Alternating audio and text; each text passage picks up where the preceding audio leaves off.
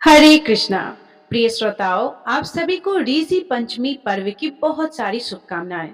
आज अत्यंत पवित्र ऐसा ऋषि पंचमी का व्रत है जो प्रत्येक वर्ष भाद्रपद मास के शुक्ल पक्ष की पंचमी तिथि के दिन मनाया जाता है। तो चलिए, आज के इस पावन अवसर पर हम ऋषि पंचमी की पौराणिक कथा का श्रवण करते हैं। आइए आज की कथा आरंभ करते हैं। भगवान शिव ने कहा था, हे पार्वती, एक समय की बात है, मैंने जगत के स्वामी भगवान श्री विष्णु से पूछा था, हे भगवान, सभी व्रतों में उत्तम व्रत कौन है जो पुत्र और पौत्र की वृद्धि करने वाला और सुख सौभाग्य को देने वाला हो। उस समय उन्होंने जो उत्तर दिया था वह सब कुछ मैं तुम्हें सुनाता हूँ। भगवान श्री विष्णु ने कहा था, हे महाबाहु शिव, पूर्व काल में देव शर्मा नाम के एक ब्राह्मण रहते थे। वेदों के पारगामी विद्वान थे और सदैव स्वाध्याय में लगे रहते थे। प्रतिदिन अग्निहोत्र करते और सदा अध्ययन, अध्यापन, यजन, याजन और दान प्रतिग्रह रूप 6 कर्मों में प्रवृत्त रहते थे। सभी वर्णों के लोगों में उनका बड़ा मान था। वे पुत्र, पशु और बधु बांधव सबसे संपन्न थे। ब्राह्मणों में श्रेष्ठ देव शर्मा की गृहिणी यानी उनकी पत्नी का नाम भगना था। वे भाद्रपद मास के शुक्ल पक्ष में पंचमी तिथि आने पर तपस्या के द्वारा इंद्रियों को वश में रखते हुए पिता का एक उद्दिष्ट श्राद्ध किया करते थे। पहले दिन रात्रि में सुख और सौभाग्य प्रदान करने वाले ब्राह्मणों को निमंत्रण देते और निर्मल प्रभात काल आने पर दूसरे दूसरे नए बर्तन मंगाते और उन सभी बर्तनों में अपनी पत्नी के द्वारा बनाए गए पाक तैयार करवाते। वे पाक 18 रसों से युक्त और पितरों को संतोष प्रदान करने वाला होता था। पाक तैयार होने पर वे पृथक पृथक ब्राह्मणों को बुलावा भेजकर बुलवाते थे। एक बार उक्त समय पर निमंत्रण पाकर सभी वेद पाठी ब्राह्मण दोपहर में देव शर्मा के घर उपस्थित हो गए। विप्रवर देव शर्मा ने भी अर्धपाद आदि निवेदन करके विधि पूर्वक उनका स्वागत सत्कार किया। फिर घर के अंदर जाकर सबको बैठने के लिए आसन दिया और विशेषतः मिष्ठान के साथ उत्तम अन्न उन्हें भोजन करने के लिए परोसा। इसके साथ ही विधि पूर्वक पिंडदान की पूर्ति करने वाला श्राद्ध भी किया और उसके बाद अपने पिता का चिंतन करते हुए उन्होंने उन ब्राह्मणों को अनेक प्रकार के वस्त्र, दक्षिणा और तांबूल निवेदन किए। फिर उन सबको विदा किया। वे सभी ब्राह्मण आशीर्वाद देते हुए चले गए। तत्पश्चात अपने संगोती, बधु बांधव और भी जो लोग भूखे थे उन सबको ब्राह्मण ने विधि पूर्वक भोजन दिया। इस प्रकार श्राद्ध का कार्य समाप्त होने पर ब्राह्मण जब कुटी के दरवाजे पर बैठे उस समय उनके घर के श्वान और बैल दोनों परस्पर कुछ बातचीत करने लगे। हे देवी बुद्धिमान, ब्राह्मण ने उन दोनों की बातें सुन ली और फिर मन ही मन वे इस प्रकार सोचने लगे, यह तो साक्षात मेरे पिता है जो मेरे ही घर के पशु हुए हैं और यह भी साक्षात मेरी माता है जो दैव योग से श्वान हो गई है। अब मैं इनके उद्धार के लिए निश्चित रूप से क्या कर सकता हूँ। इसी विचार में परे परे ब्राह्मण को रात भर नींद नहीं आई। वे भगवान विश्वेश्वर का स्मरण करते रहे। प्रातः काल होने पर वे ऋषियों के समीप गए और वहां वशिष्ठ ऋषि ने उनका अच्छे से स्वागत किया। ऋषि वशिष्ठ ने कहा, हे ब्राह्मण श्रेष्ठ, अपने आने का कारण बताइए। तब उन ब्राह्मण ने कहा कि हे मुनिवर, आज मेरा जन्म सफल हुआ क्योंकि इस समय मुझे आपका दुर्लभ दर्शन प्राप्त हुआ है। आज मैंने शास्त्रोक्त विधि से श्राद्ध किया, ब्राह्मणों को भोजन करवाया और समस्त कुटुंब के लोगों को भी भोजन दिया।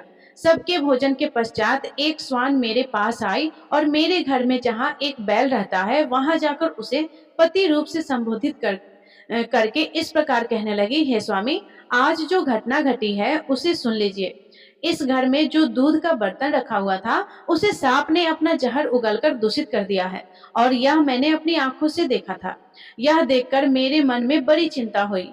मैं सोचने लगी कि इस दूध से जब भोजन तैयार होगा उस समय सभी ब्राह्मण इसको खाते ही मर जाएंगे।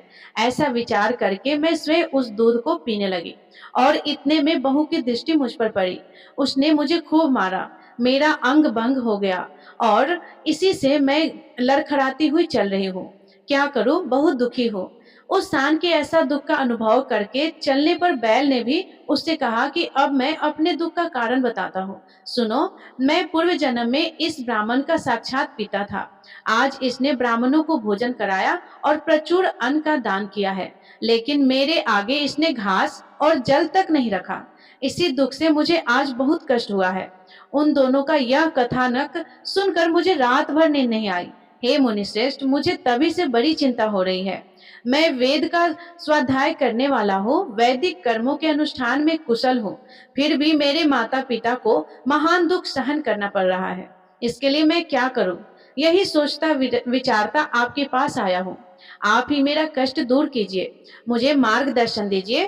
ब्राह्मण की बात सुनकर ऋषि वशिष्ठ ने कहा, हे ब्राह्मण, उन दोनों ने पूर्व जन्म में जो कर्म किए हैं उसे सुनो। यह तुम्हारे पिता परम सुंदर कुंडल नामक नगर में श्रेष्ठ ब्राह्मण थे। एक समय भाद्रपद मास के महीने में पंचमी तिथि आई थी।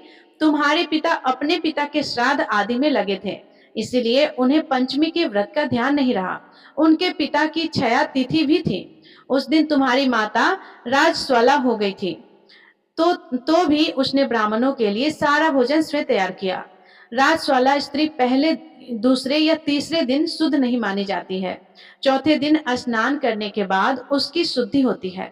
तुम्हारी माता ने इसका विचार नहीं किया, अतः उसी पाप से उसको अपने ही घर की शान बनना पड़ा और तुम्हारे पिता भी इसी कर्म से बैल हुए। ऋषि वशिष्ठ के मुख से यह बात सब सुनकर उस ब्राह्मण देव शर्मा ने कहा कि हे ब्राह्मण, उत्तम व्रत का पालन करने वाले मुनि, मुझे कोई ऐसा व्रत, दान, यज्ञ और तीर्थ बताइए जिसके सेवन से मेरे माता पिता को मुक्ति मिल सके। तब ऋषि विशिष्ट कहते हैं कि हे ब्राह्मण देव, भाद्रपद मास के शुक्ल पक्ष में जो पंचमी तिथि आती है उसका नाम ऋषि पंचमी है। उस दिन नदी, कुएं, पोखरे और ब्राह्मण के घर पर जाकर स्नान करना चाहिए। फिर अपने घर पर आकर गोबर से लीप कर मंडल बनाए, उसमें कलश की स्थापना करें। कलश के ऊपर एक पात्र रखकर उसे तिन्ही के चावल से भर दे। उस पात्र में यज्ञोपवीत सुवर्ण और फल के साथ ही सुख और सौभाग्य देने वाले 7 ऋषियों की स्थापना करें। ऋषि पंचमी के व्रत में स्थित हुए पुरुषों को उन सब का आवाहन करके पूजन करना चाहिए। तिन्ही के चावल के ही नैवेद्य लगाए और उसी का भोजन करें। केवल एक समय भोजन करके व्रत करना चाहिए। उस दिन परम भक्ति के साथ मंत्रों का उच्चारण करते हुए विधि पूर्वक ऋषियों का पूजन करना चाहिए।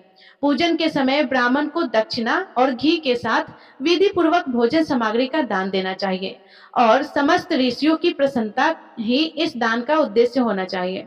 फिर विधि पूर्वक महात्म कथा सुनकर ऋषियों की प्रदक्षिणा करे और सबको पृथक पृथक धूप, दीप और नैवेद्य निवेदित करके अर्घ प्रदान करे। उन्हें अर्घ प्रदान करते समय इस मंत्र का उच्चारण करें। ऋषय संतु में नित्यम व्रत संपूर्ति कारण, पूजा ऋषि भस्युम नमो नमः, पुलस्या पुलस्व कृतु प्राचेत तस् तथा वशिष्ठ मार्या अम ग्रोनंतो नाम। हे ऋषिगण, आप सदा मेरे व्रत को पूर्ण करने वाले हैं। वे मेरी दी हुई पूजा का स्वीकार करें। सभी ऋषियों को मेरा नमस्कार है। पुल कृतु पाचेतु वशिष्ठ मारच और अत्रेय यह मेरा अर्घ्य ग्रहण करे। आप सभी ऋषियों को मेरा प्रणाम है। इस प्रकार मनोरम धूप, दीप आदि के द्वारा ऋषियों की पूजा करनी चाहिए। इस व्रत के प्रभाव से पितरों की मुक्ति होती है। हे वत्स, पूर्व कर्म के परिणाम से अथवा रज के संसर्ग दोष से जो कष्ट होता है उससे इस व्रत का अनुष्ठान करने पर निसंदेह छुटकारा मिल जाता है। यह सुनकर देव शर्मा ब्राह्मण ने अपने माता पिता की मुक्ति के लिए ऋषि पंचमी का व्रत अनुष्ठान किया और उस व्रत के प्रभाव से वे दोनों पति पत्नी पुत्र को आशीर्वाद देते हुए मुक्ति मार्ग में चले गए। ऋषि पंचमी का यह पवित्र व्रत ब्राह्मण के लिए बताया गया है, लेकिन जो भी नर श्रेष्ठ इसका अनुष्ठान करते हैं वे सभी पुण्य के भागी होते हैं। जो भी श्रेष्ठ मनुष्य इस परम उत्तम ऋषि व्रत का पालन करते हैं वे इस लोक में प्रचुर भोगों का उपभोग करके अंत में भगवान विष्णु के सनातक लोक में प्राप्त करते हैं। और इसके साथ ही आज की यह ऋषि पंचमी की पौराणिक कथा समाप्त हुई। प्रिय श्रोताओं, हमें आशा है कि इस कथा का श्रवण करके आपको ऋषि पंचमी व्रत के महात्म्य के विषय में भी जानकारी प्राप्त हुई होगी और इस कथा का श्रवण करके आपका ऋषि पंचमी का व्रत संपन्न हुआ होगा। ऐसी सुंदर पौराणिक कथाओं और व्रतों की जानकारी प्राप्त करते रहने के लिए हमारे चैनल को सब्सक्राइब कर लीजिएगा और नोटिफिकेशन ऑन रखिएगा और हम आपसे मिलेंगे ऐसी ही सुंदर जानकारी के साथ बहुत जल्द ही आपके अपने चैनल अनुपमा भक्तिमय में। धन्यवाद। राधे राधे।